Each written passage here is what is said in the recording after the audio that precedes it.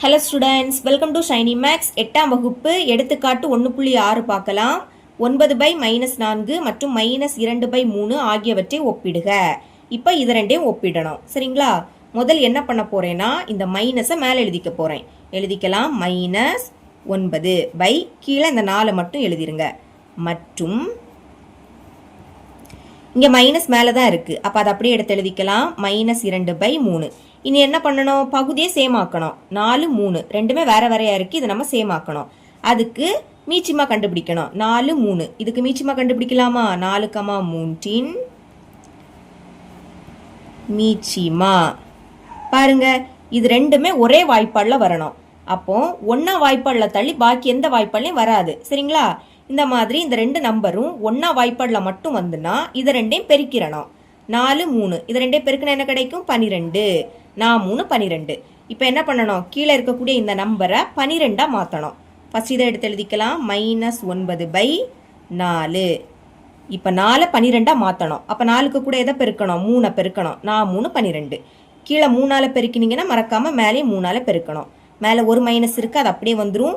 இனி இது ரெண்டையும் பெருக்குங்க. 9 3 27 3 12.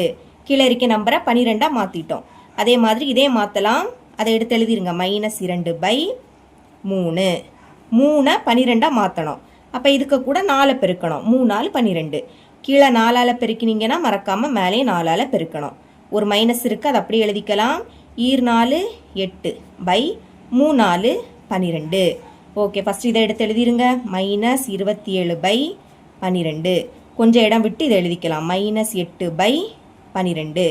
பாருங்க, கீழே இருக்கக்கூடிய ரெண்டு நம்பரும் சேமா இருக்கு.